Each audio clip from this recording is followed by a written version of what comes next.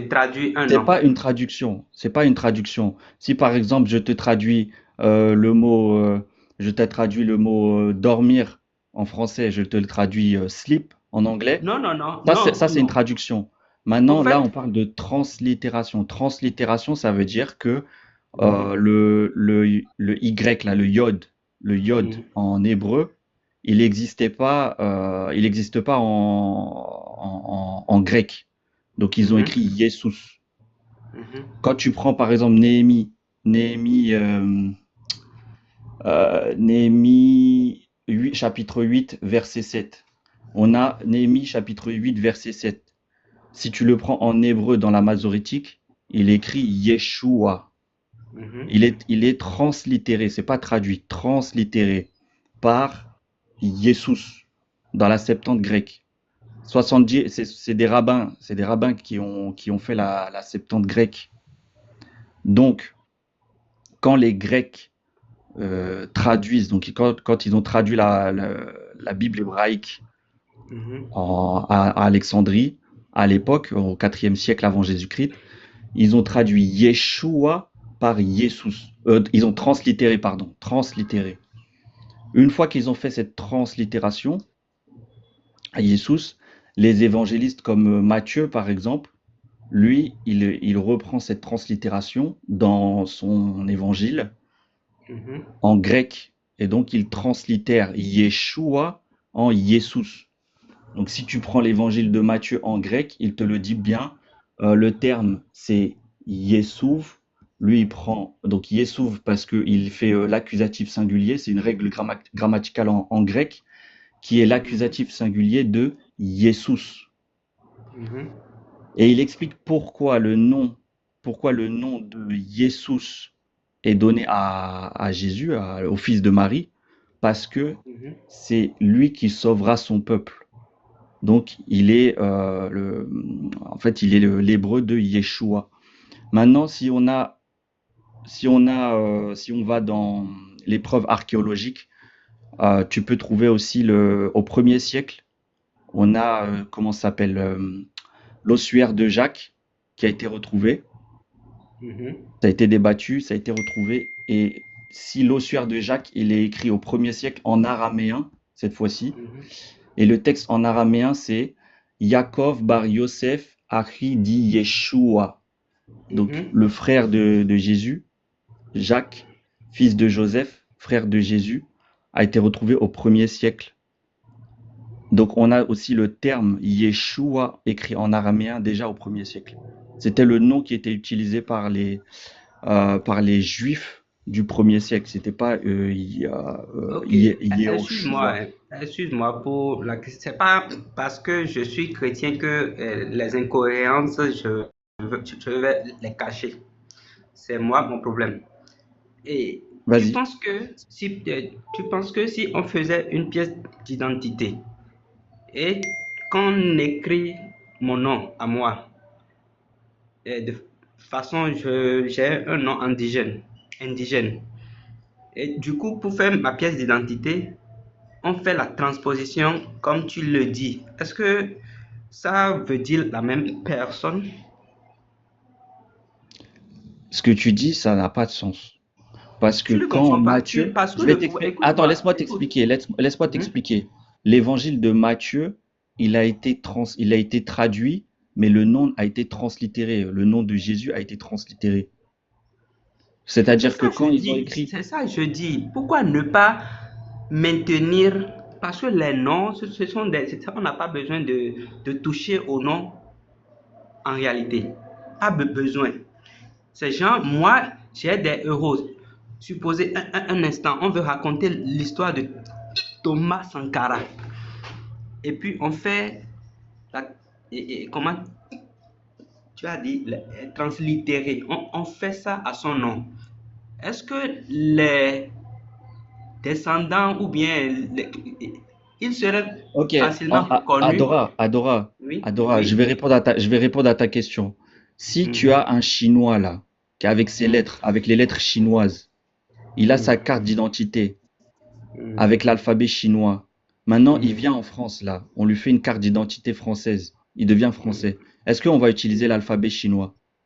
Mais les mêmes prononciations. Réponds à la question, Non, non, réfléchis non, 2 non. minutes. On utilise, eux là, ils ont le pinyin. Le pinyin là, c'est les ABC en, en chinois. Et chaque lettre chinois, les A de. Bon, il y a la correspondance Non, c'est dans faux. les C'est faux. écritures. Il n'y a pas la Je te jure, correspondance. moi j'ai fait le L'alphabet. Il y a chinois, combien de frère. lettres? J'ai Il y a fait le combien de chinois. lettres Il y a le dans hanzi l'alphabet et le chinois? pinyin. Et il y a le hanzi et le pinyin. C'est les mêmes choses exactes. Exact. Je te dis la vérité. Il y a combien de lettres, s'il te plaît, dans l'alphabet chinois? Sincèrement, pour te dire la vérité, j'ai pas gardé la totalité. J'ai pas gardé.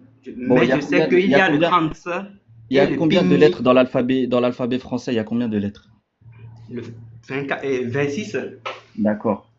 Est-ce qu'il y a les mêmes nombres de lettres dans l'alphabet Non, non, non, chinois? non, non, non, non, non, non, parce que à cause de la prononciation, ils ont les tons. Eux, ils utilisent les tons. Il y a 4 tons ou bien 5.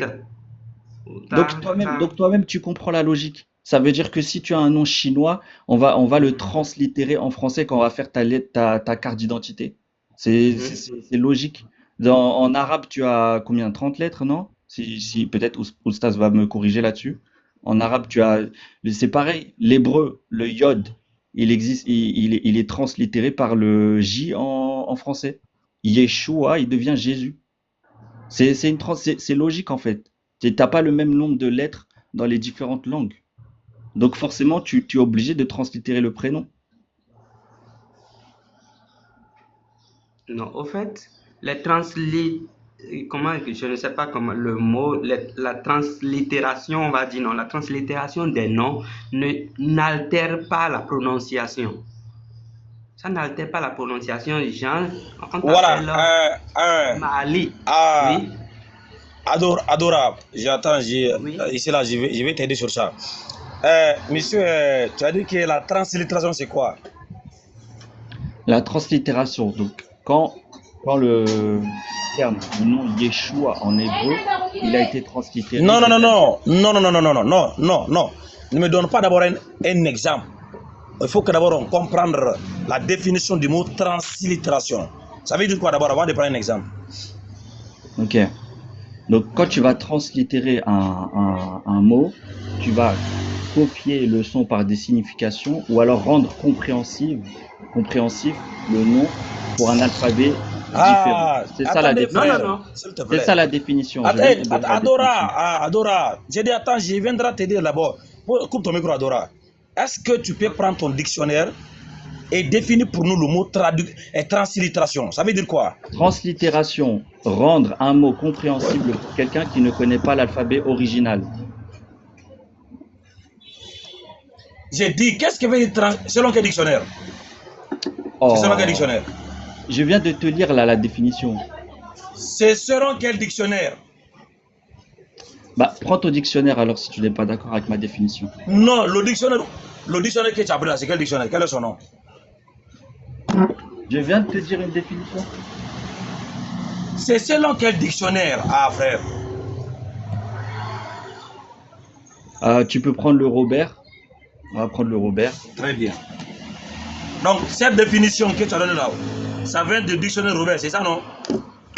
Donc dans le Robert, translittération, transcription lettre par lettre dans laquelle on fait correspondre à chaque signe un système d'écriture, un signe dans un autre système. Voilà. Vas-y maintenant. Vas-y, développe maintenant. Je vais vous lire l'explication que moi j'ai ici. Donc Non, il a déjà lu. Correspondez chaque lettre, chaque signe d'un alphabet, d'un système d'écriture à un autre système d'écriture. C'est ce qu'on appelle la translittération.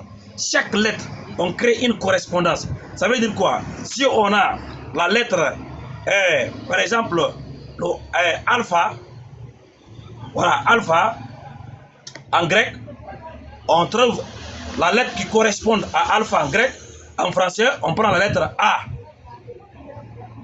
On est d'accord, non? Ok, on va voir si tu réfléchis.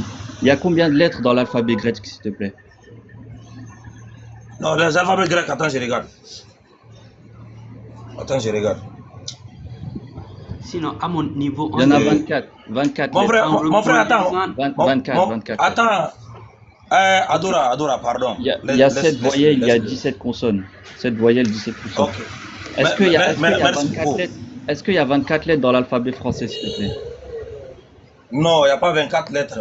Donc, comment on fait une translittération entre un alphabet qui a moins de lettres Très avec un bien. alphabet qui a plus de lettres? Voilà. Maintenant, ce qu'on va faire, comme on a déjà compris la signification de la translittération, et on dit que c'est de créer une correspondance ou de convertir chaque lettre au graphème d'un système d'écriture à un autre système d'écriture. C'est ça qu'est la translittération. On convertit les lettres. Ça veut dire on prend des lettres d'une autre langue et on les convertit dans une autre langue. En maintenant le son, ça veut dire le son reste, mais on change des lettres. C'est ça qu'est la translittération. Maintenant, prends ton exemple maintenant. On va dans ton exemple. Ok. Donc, Prends ton exemple. on est d'accord que le sens n'est pas conservé, puisque quand tu vas, par exemple, traduire ou translittérer Yeshua, ça a un sens. Ça signifie Dieu sauve. Dans Ouais, Matthieu dans 1, la translittération, le sens n'est pas visé. La d'accord. translittération ne regarde pas le sens. Ok, très C'est bien. le son. Donc, si on prend Néhémie 8, verset 7.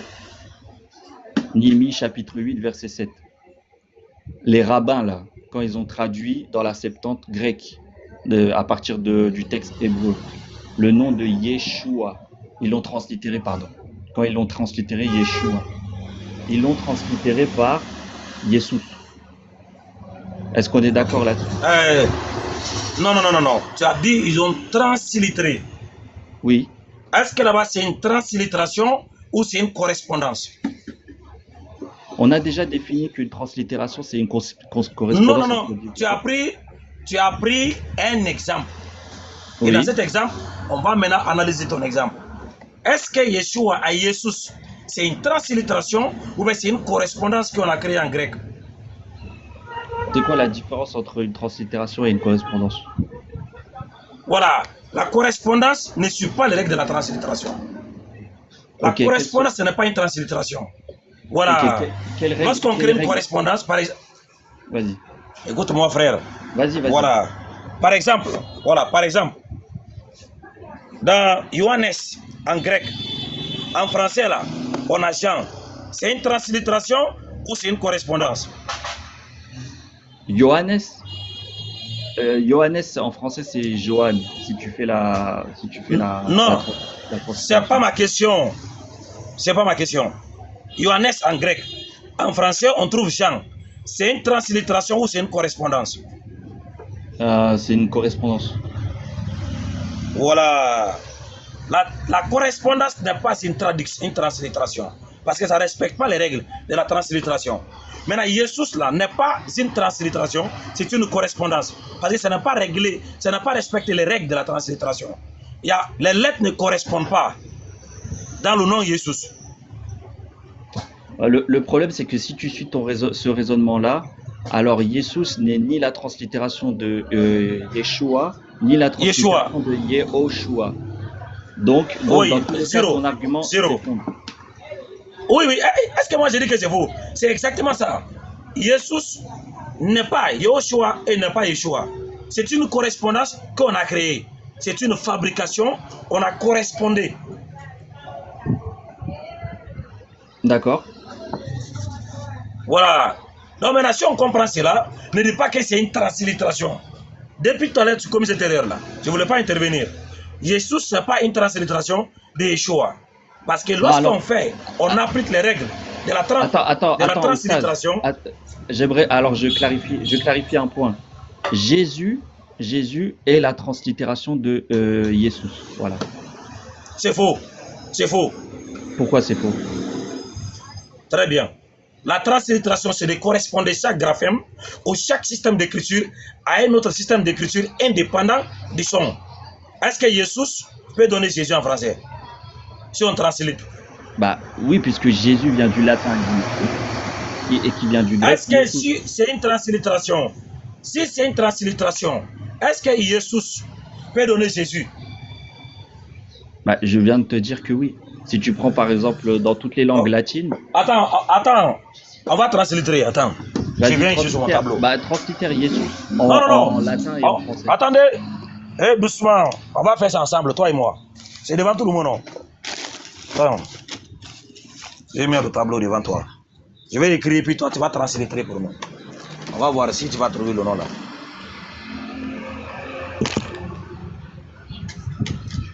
Attendez.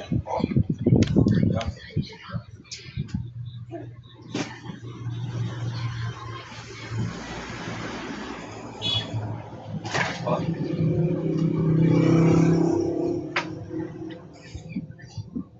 Pardon. Presque. Voilà.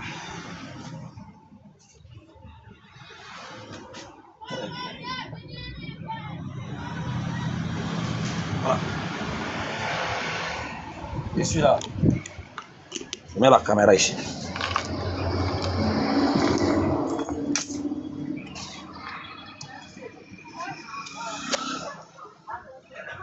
Je vais mettre la caméra. J'enlève la fiche. Le tableau va s'afficher. Nous voilà. On va mettre ici Jesus en grec.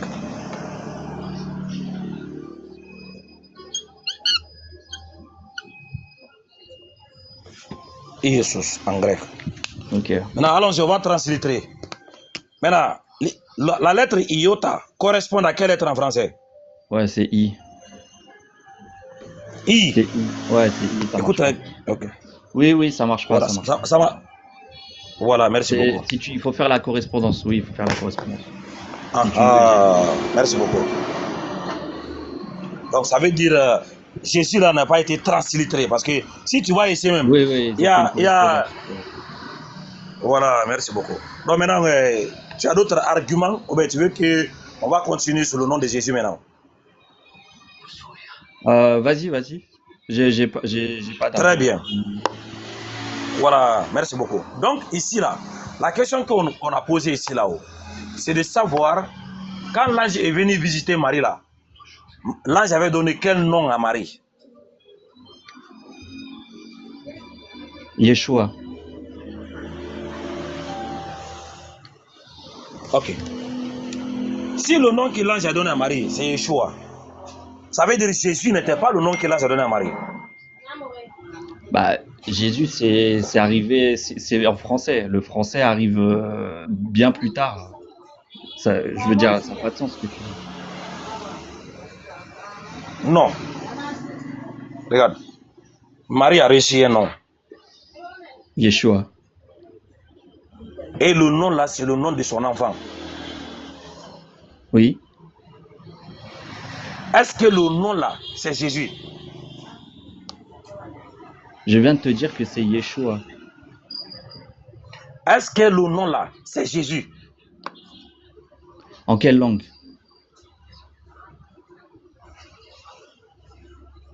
Ça veut dire en quelle langue? Bah, Jésus, c'est en quelle langue? Jésus, Oui, c'est en quelle langue? c'est un nom français. D'accord. Est-ce que l'ange, il a parlé en français à Marie? Non. Donc ça, c'est non, il n'a pas dit Jésus. Donc Jésus n'était pas le nom que l'ange a donné à Marie. Bah, il n'a pas parlé en français à Marie, donc il n'a pas pu lui donner un nom français. Est-ce qu'aujourd'hui, on a le nom Yeshua et on a le nom Jésus? Bah, on a le nom Yeshua en hébreu et on a le nom Jésus en français. Ok, très bien. Tu as dit qu'on a le nom Yeshua en hébreu et on a le nom Jésus en français. L'ange a donné de quel des deux noms à Marie? Il lui a parlé en araméen, donc il lui a donné le nom Yeshua.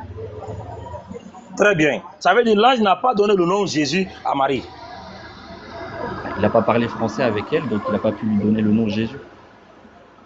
Donc Jésus, en ce moment-là, ne peut pas être le nom de l'enfant de Marie. Parce que le nom de l'enfant de Marie, c'est le nom que l'ange a donné à Marie. C'est ça son nom. Bah oui, puisqu'il a parlé en araméen avec elle. Donc Jésus, c'est le nom qui a été donné par qui? C'est le nom qui a été donc la correspondance qui a été faite du latin de Jesus au nom de Jésus en français. Tout comme les Espagnols Par qui? disent Jesus. Les Espagnols disent Jesus. Par qui? Par les traducteurs, par Louis, par exemple Louis II, quand il va traduire le grec de Jesus, il va aussi se baser sur la Vulgate latine de la traduction qui a été faite, de la correspondance, pardon, sur les prénoms, tout simplement. Un Espagnol va dire Jesus et un Français va dire Jésus. Par qui? J'ai dit. J'ai dit qui a donné? Des êtres humains. Des êtres humains, non, des hommes. Bah, ce sont des hommes qui ont traduit la Bible, oui. Ok. Alors que le nom de l'enfant de Marie a été donné par qui? Il a parlé en araméen, il a dit Yeshua. Le nom de l'enfant de Marie a été donné par qui? L'ange. Par l'ange. Est-ce que c'est l'ange qui l'a inventé? Est-ce que c'est l'ange qui l'a inventé? Ouais. Bah, le nom Yeshua, il existait déjà depuis longtemps. C'est pas ma question d'abord. On n'a pas encore confirmé que c'est Yeshua. D'abord, on veut d'abord identifier l'origine du nom. Est-ce que l'ange a inventé le nom qu'il a donné à Marie? Non, le nom existait déjà, si c'est ça ta question. Eh frère, est-ce que l'ange là, c'est lui qui a fabriqué le nom de lui-même et puis l'a donné à Marie? Ta question, c'est de savoir est-ce que le nom existait déjà à l'époque et donc l'ange a donné ce nom? Non, ce n'est pas ma question. Ce n'est pas ma question. Qu'est-ce que tu entends par inventer? Qu'est-ce que c'est inventer? Voilà. Inventer, c'est quoi? Ça veut dire quelque chose que tu envoies en existence qui n'existait pas. Donc non, le nom existait déjà à cette époque. Ok. L'ange là, est-ce qu'il a décidé de son propre gré? C'est lui-même qui a choisi le nom et l'a donné à Marie. Je peux pas t'arrêter. Bah, l'ange, c'est un envoyé de Dieu. Donc Dieu envoie l'ange pour dire à Marie de choisir ce nom. Donc le nom de l'enfant de Marie a été donné par qui? Par l'ange ou par Dieu? Par Dieu, qui envoie son ange. À travers l'ange. Merci beaucoup. Le nom Jésus là a été donné par qui? Le nom Jésus est une correspondance du latin Jésus, qui a été faite par qui? Qui a été faite par les différents traducteurs de la Bible. Par des humains, par des hommes. Oui, par des hommes, oui, si tu veux. Sous l'aspiration. Le nom de l'enfant de Marie a été donné par Dieu en travers un ange. Le nom Jésus a été donné par des hommes. Oui. Et donc? Ok. Le nom Jésus là, est-ce que la personne à qui ce nom a été attribué a une fois répondu à ce nom? Tu veux dire le nom Jésus ou le nom Yeshua? Non, le nom Jésus. La personne à qui ce nom a été attribué, est-ce que lui-même a une fois répondu à ce nom? Oui, tout le temps. Ok. Donnez-moi un texte où le fils de Marie a répondu au nom Jésus. Pourquoi tu veux un texte? Le fils de Marie connaît son nom dans toutes les langues et toutes les correspondances. S'il te plaît, frère. Je ne suis pas dans ta croyance. Hein. Ce panel là n'est pas à l'église. Ici là, tu n'es pas dans ton église. Tu es dans l'église de Josué. Ici, c'est le cerveau qui travaille. Écoute très bien. Voilà, j'ai dit. Mais quand donc, tu dis une chose, déjà, tu as admis que le nom de Jésus c'est Yeshua, c'est déjà bien. C'est déjà bien. J'ai pas dit ça. Si, je n'ai jamais fait une confirmation. Je t'ai jamais dit ça, frère. Je t'ai jamais dit ça. Déjà, j'ai dit selon toi. C'est mieux qu'hier. Hein. Non. Oui. Je t'ai jamais dit ça. Écoute très bien. Moi là, je ne fais jamais une affirmation sur une chose dont j'ai pas la preuve. Quand je dis selon toi là, vous savez, la réponse ici est toujours basée. Tu sais que toi tu as dit. Le téléphone avait s'est déchargé comme ça. Attends, je vais m'asseoir ici et puis brancher en même temps. Pas qu'on a coupé d'électricité là tout de suite. Et puis le live va se couper. Et branche. Voilà. Écoute très bien, j'ai dit. Donnez-nous un texte où le fils de Marie a répondu au nom de Jésus là. S'il n'y en a pas, il faut dire qu'il n'y en a pas, on va avancer. Tu veux un texte où le fils de Marie, donc Jésus, répond au nom de Jésus? Non. J'ai dit, écoute très bien, Jésus, c'est toi qui as dit que c'est son nom. Alors que tu m'as dit que Marie n'a jamais appelé son enfant par le J'ai nom dit que Jésus Jésus. était la Et l'ange... correspondance. J'ai dit que c'était la Non, correspondance. écoute très bien. Vas-y. Écoute très bien. Le fils de Marie, le nom de l'enfant de Marie a été donné à Marie par Dieu en travers un ange. Marie a appelé son enfant par le nom qu'elle a reçu de l'ange. Oui, le nom était Yeshua. Très bien. Maintenant, toi, tu as dit que Jésus, c'est le nom qui a été donné par des humains, mais le fils de Marie a répondu à ce nom. Bah, il répond à nos prières à travers le nom de Jésus, oui. Non, je ne parle pas de toi. On va venir d'abord, c'est lui qui répond. Ne t'inquiète pas. Il faut que d'abord le nom soit lié à la personne. Parce que le nom est lié à la personne. Donc, il faut d'abord créer une connexion entre le nom et celui qui porte le nom. Avant de dire que c'est lui qui répond. Si tu n'as pas de preuves pour prouver que mon nom c'est Donald Trump, comment si tu appelles Donald Trump, quelqu'un répond, tu dis que c'est moi. Prouve d'abord que Donald Trump c'est moi. Mais le nom Jésus est une correspondance de l'araméen. Non, écoute-moi, je ne te demandais pas ça d'abord. Jésus le fils existait. de Marie? Non mais regarde, Non, Jésus il existait. Non mais le terme Jésus. Non. Ne m'explique pas. Écoute-moi. Donnez-moi un texte. Donnez-moi un texte où le fils de Marie a répondu en ce nom Jésus. Ok. Bah tu prends la Bible de Louis II. Ok. La Bible de qui? Louis II. La traduction Louis II. Qui a été... Ça a été traduit en quelle année? Ça, tu as la traduction, tu as plusieurs variantes de cette traduction, mais tu as la traduction en quelle année? Par exemple. 1910 par exemple. Ah ok, ça veut... Ah, voilà. Donc à partir de 1910, Louis II a traduit sa version en français. C'est ça, non? Il l'a fait avant, mais une des traductions date de 1910, oui. Et donc?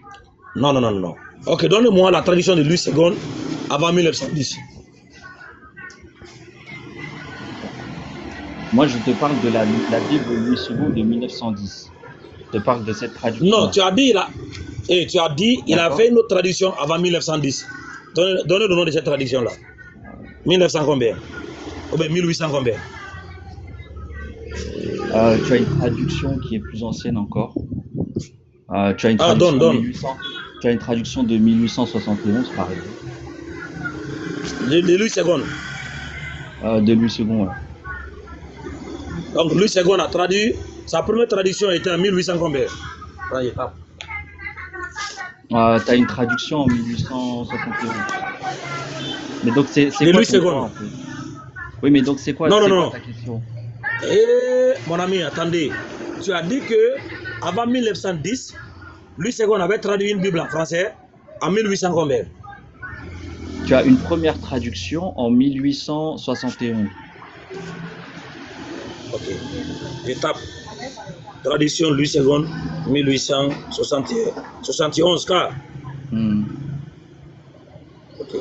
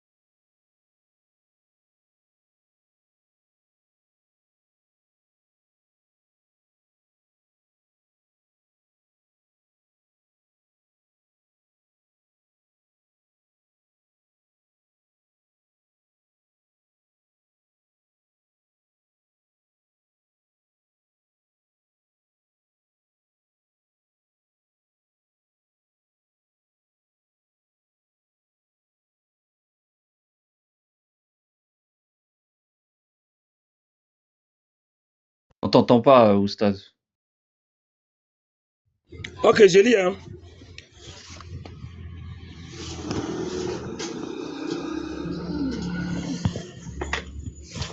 La traduction de la Bible Louis II en 1871 fait référence à la version de l'Ancien Testament achevée par Louis II en 1871 à 1874, suivi le Nouveau Testament en 1880, format de la Bible Louis II, voilà, de la Bible Louis II complète, très utilisée par les protestants francophones, équivalent à la King James version anglaise, et célèbre. Ok. Ok, donc Ici, 1880 alors. non, on prend 1871, l'Ancien Testament, voilà, et 1880 et quelques, on va dire 1890, 1900 déjà, parce que nous sommes déjà avec le 19e siècle.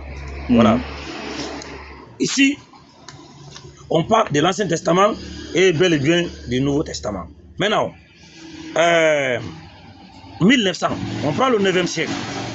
Ok. Ça veut dire, c'est lui qui a fait cette traduction au 9e siècle, qui t'a fait connaître le nom Jésus là-haut. Est-ce que Jésus a-t-il répondu le nom Jésus là quand Louis II a traduit, ou bien avant lui? Tu veux dire s'il y avait d'autres traductions auparavant ou bien si Jésus comprenait son prénom en français avant cette époque, c'est ça? Le fils de Marie, il a existé quand? Il a toujours existé, il existera toujours, mais si tu veux dire dans son corps physique. Dans son corps physique. Je dis que moi, je ne suis pas dans les têtes des gens. Ce panel-là, on ne rentre pas dans les têtes des gens. Ça veut dire quoi? C'est que tu penses là. Moi, c'est pas mon problème. Je suis dans un monde réel où j'analyse la réalité en face de moi.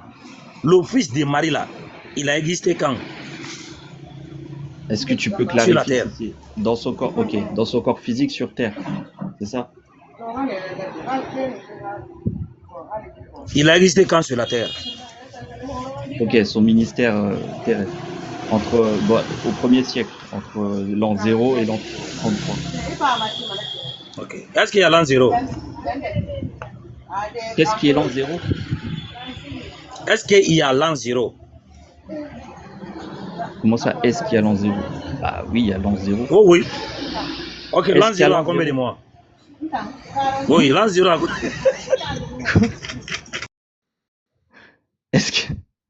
Est-ce qu'il y a l'an 0? C'est quoi cette question?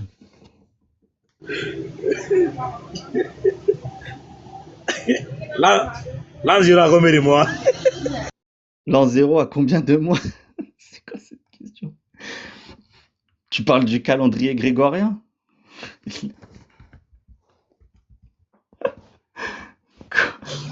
Daddy, il a eu l'an 0. L'an 0 avait combien de mois? C'est quoi?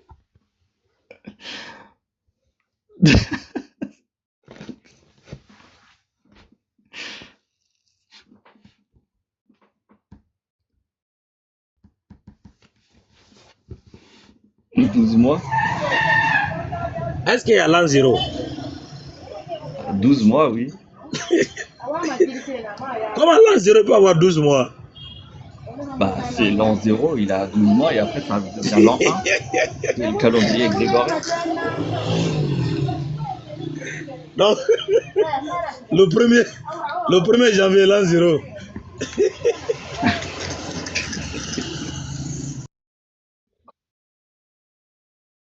J'ai pas compris la question là.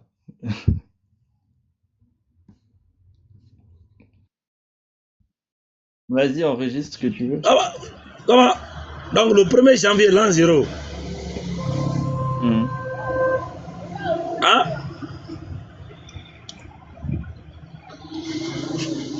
Allô? Ouais, vas-y.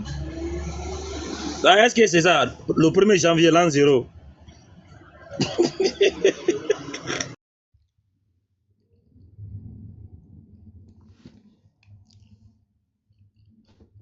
Vas-y, vas-y. Non, on va arrêter les blagues. Faut plus répéter ça. Il n'y a pas l'an 0, frère. C'est une erreur catastrophique. Il n'y a pas l'an 0 parce que 0, c'est un concept en réalité qui n'existe pas. Parce que 0 signifie l'absence de tout. Et tu peux me dire qu'il n'y avait pas une journée, il n'y avait pas des heures, il n'y avait pas de minutes, il n'y avait pas de secondes. Comment tu peux dire 0? Il n'y a pas l'an 0. Parce que les gens existaient avant. Donc il n'y a pas l'an 0, ça n'existe pas en fait. 0 n'existe pas, c'est un concept. Parce qu'il n'y a pas il y a toujours ce qu'on a ici là. Voilà, il y a toujours quelque chose. Il n'y a pas l'an 0, il ne faut plus répéter ça, frère.